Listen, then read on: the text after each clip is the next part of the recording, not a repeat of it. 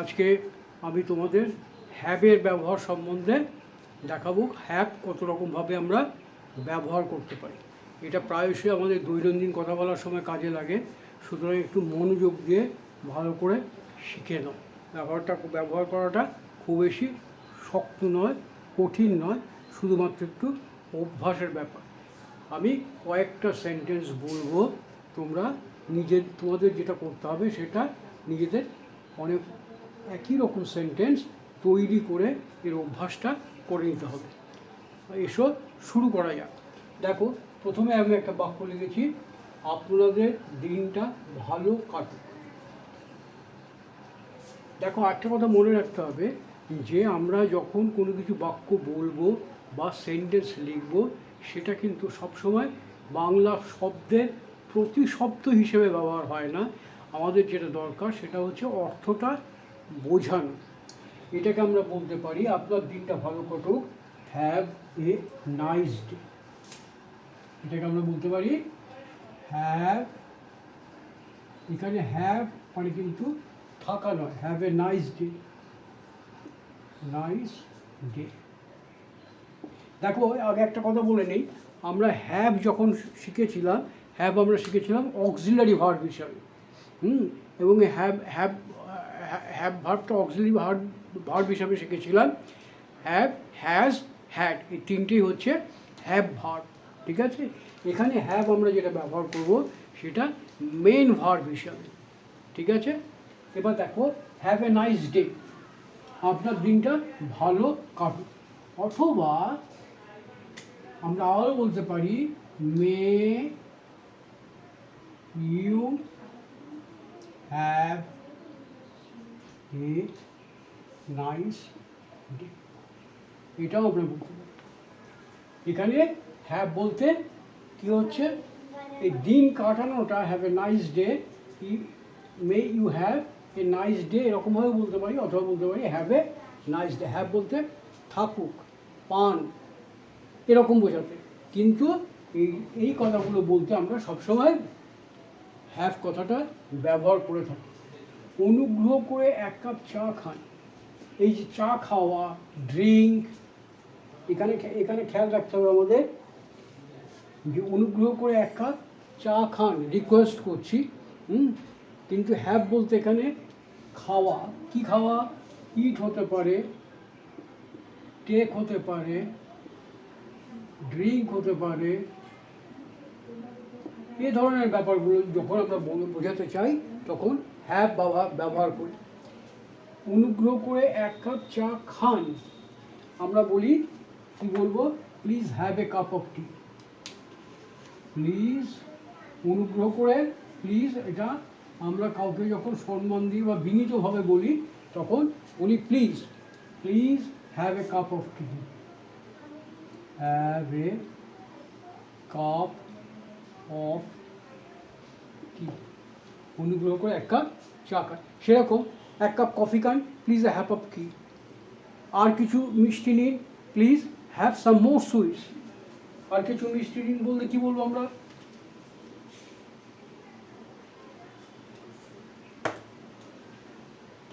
আমরা বললাম যে আর কয়েকটা মিষ্টি নিন, আর কয়েকটা মিষ্টি নিন, আর কয়েকটা সাম মোর মিষ্টি নিন। এই নাও ইংরেজিটা আমরা বলবো হ্যাভ। প্লিজ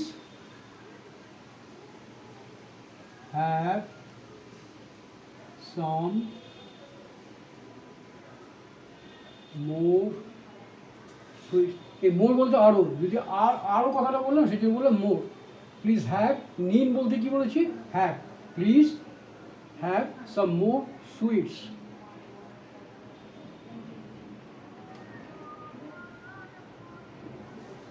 বোঝা গেল? আপনি কি আরেকটু চিকেন নেবেন? আপনি কি আরেকটু চিকেন নেবেন? তখন কি বলবো, নেবেন প্রশ্ন করছি, প্রশ্ন করলে কোনটা আগে যাবে, ভবিষ্যতের কথা বলছি, নেবেন কি না, তাহলে উইল আগে যাবে। উইল, আমি কথাটা বলি, আপনি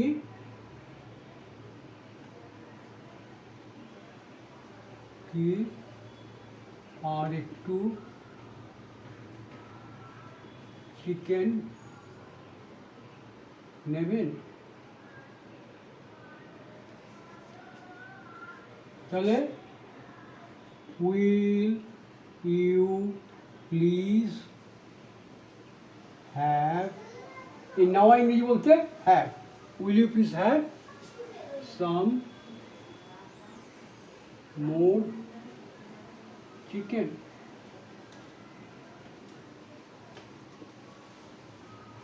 আপনি কি আরেকটু চিকেন নেবেন? আপনার কি আরেকটু ভাত নেবেন? Will you please have some extra, আপনার কি আরেকটু ভাত লাগবে? Will you please have some, এখানে উইল বলার দরকার নেই, প্লিজ বলার দরকার নেই, will you have some extra rice,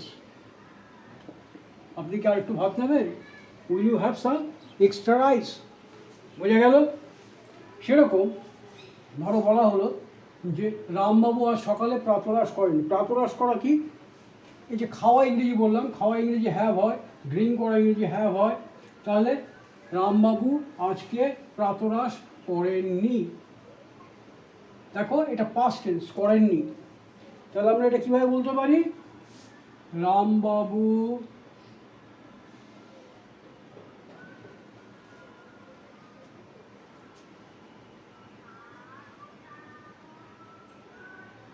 এখানে দেখো একটা জিনিস খেয়াল করে দেখো, আমি দুবার হ্যাড আসছে দেখো, Rambabu had not had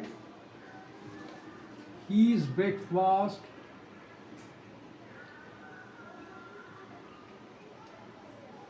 this morning.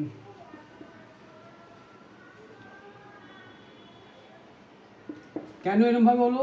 এই যে হ্যাডটা, এখানে যে হ্যাডটা ব্যবহার করেছি, এই হ্যাডটা হচ্ছে পারফেক্ট টেন্স বলে। করেছে, এছি, এছো, এছে থাকলে আমরা কী বলেছিলাম? পারফেক্ট টেন্স হয়। পাস্টের কথা বলছি, পাস্ট পারফেক্ট, হ্যাড নট।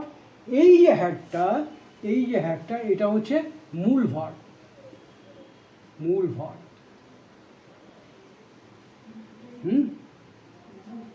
তাহলে রামবাবু হ্যাড নট হ্যাভ, মানে এখানে হ্যাভ মানে খাওয়া বোঝাচ্ছে। Have, had, had. হ্যাভের তিনটে ফর্ম কি? Have, had, had. এটা V1, এটা V2, এটা V3। এই যে হ্যাডটা ব্যবহার করেছি, এটা আমরা করেছি V3।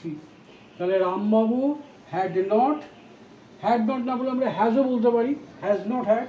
যদি কোনো কিছু আজকে সকালবেলায় যদি আমি বলি, ধরো সকালবেলায় 10টার সময় বললাম যে রামবাবু আজ সকালে ব্রেকফাস্ট করেনি, সেটাকে আমরা প্রেজেন্ট পারফেক্ট হিসাবে ধরবো। প্রেজেন্ট পারফেক্ট হিসাবে যদি ধরি, তাহলে এখানে আমরা লিখব Rambabu has not had his breakfast this morning. আর দেখো, যদি বলি যে অতীতে একটা ঘটনার আগে আরেকটা ঘটনা হয়ে গেছে, সেরকম বোঝাতে গেলে আমরা পাস্ট পারফেক্ট ব্যবহার করি। যদি সেরকম পরিস্থিতি হয়, সেরকম পরিস্থিতিতে বলি, তাহলে বলবো Rambabu had not had his breakfast this morning. বুঝা গেল? এবার দেখো এরকম বলতে পারি Rambabu has not had milk with his food. Rambabu with his meal, Rambabu খাবারের সময় দুধ খাননি। তাহলে আমরা বলবো কি? বলবো রামবাবু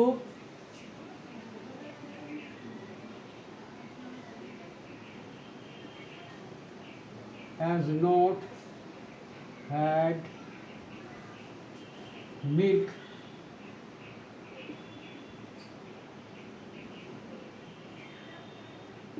with his meal। তার মানে রামবাবু তার খাবারের সঙ্গে দুধ খাননি বা দুধ পাননি, দুধ ছিল না। Rambabu has not had milk with his meal, মানে একটা লোক রোজ খাবারের সময় কিছুটা দুধ খায়, সেক্ষেত্রে রামবাবু আছে খাওয়ার সময় দুধ পাননি বা দুধ খাননি, এরকম বোঝাতে গেলে Rambabu has not had milk with his milk. বোঝা গেল? এবার দেখো আমি বলছি, আমি এখনো আমার প্রাতরাশ সারিনি। আমি এখনো আমার প্রাতরাশ সারিনি। কী হবে? আমি এখনো সারিনি, আই হ্যাভ, এটা আমি এখনো আমার প্রাতরাশ সারিনি। আই হ্যাভ নট হ্যাড, এটা কি দেখো প্রেজেন্ট। আমরা যখন পারফেক্ট টেন্স করি তখন কি হয়, হ্যাভ ভার্বের সঙ্গে মানে অক্সিলারি ভার্বের সঙ্গে ভার্বের থার্ড ফর্ম হয়। এইখানে হ্যাভ, এই যে হ্যাডটা এসছে, এইটা এসছে কোত্থেকে? হ্যাভ খাওয়া অর্থে ব্যবহার, খাওয়া অর্থে এখানে হ্যাভ ব্যবহার করা হয়েছে। তার পাস্ট টেন্স হয়েছে পাস্ট পার্টিসিপল, পাস্ট টেন্স নয়, এটা past participle.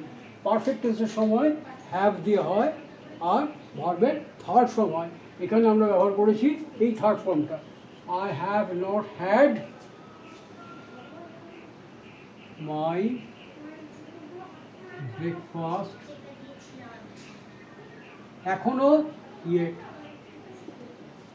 I have not had my breakfast yet. আমি এখনো আমার প্রাতরাশ সারিনি।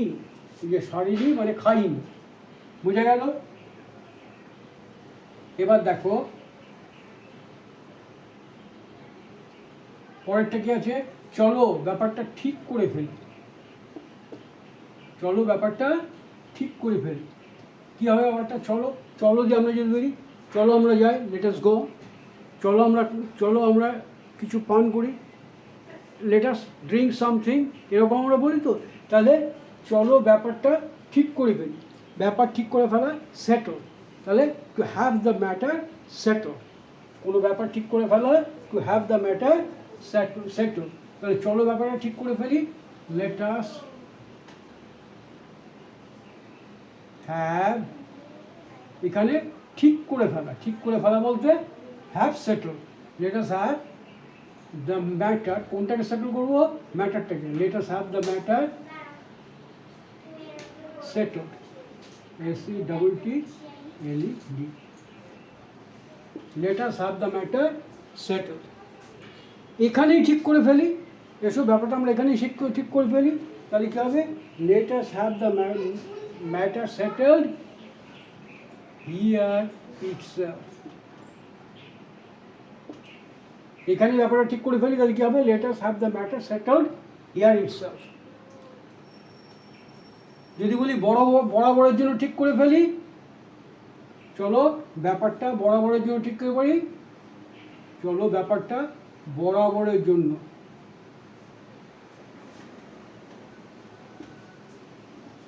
এই বরাবরের জন্য কি হবে? Once for all. তাহলে let's have the matter settled once for all.